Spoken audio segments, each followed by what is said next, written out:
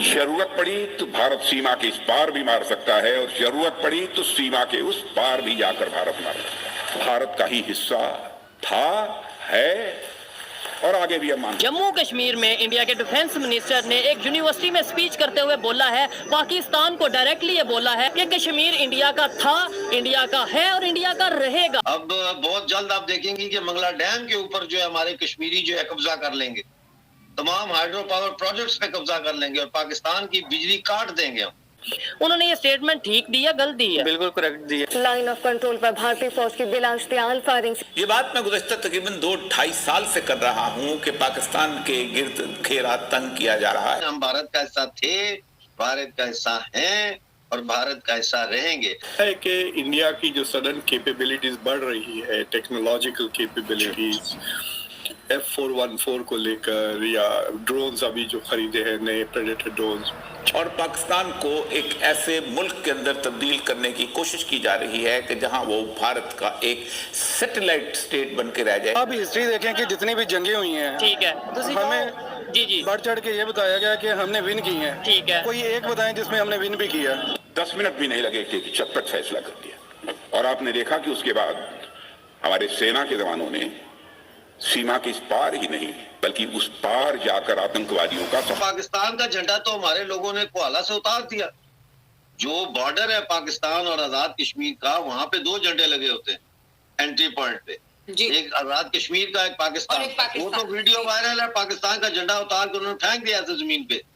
उसके बाद 3 दिन के 4 दिन के बाद जो है पाकिस्तान आर्मी चारों तरफ खड़ी होके तो उन्होंने झंडा उसका चढ़ाया। उस वक्त तो कोई वहां पे हमारे लोग सिविलियन नहीं गए कि जी पाकिस्तान के झंडा लगाओ जी, बड़ी बेइज्जती हो गई। लेकिन लोग कह रहे थे मुझे फोन पे कि डॉक्टर साहब कहाँ है आपका मोदी, कहाँ है आपका भारत माता, आप इतना करते हैं तो ये कैसी माँ है जिसको औलाद के ऊपर इतना तशद्दुद हो रहा है तो उस माँ को दर्द ही नहीं हो रहा।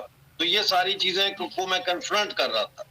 पहली बात तो ये है कि मैं योगी आदित्यनाथ जी का शुक्रिया अदा करता हूँ क्योंकि उन्होंने बराह रास्त मेरे सवाल का जवाब दिया अपने जलसे। अच्छा, उन्होंने, योगी जी ने मुझे एड्रेस किया है, उन्होंने मुझे कहा है कि ठंड रखो, 6 महीने के अंदर अंदर तुम लोगों को ले लेंगे हम, फिक्र ना करो। अब आ जाती है बात कि योगी आदित्यनाथ जी 6 महीने में कैसा चमत्कार करेंगे कि ये हो जाए। तो वो योगी जी को पता होगा या इंडियन गवर्नमेंट को पता होगा। हम तो तैयार बैठे, हम तो तैयार बैठे हैं। अब बारात ने आना है, बारात का इंतजार हो रहा है कि बारात, अब उन्होंने बारात ने डेट दे दी है। उन्होंने बारात ने कह दिया जी हम 6 महीने में बारात लेके आ रहे हैं।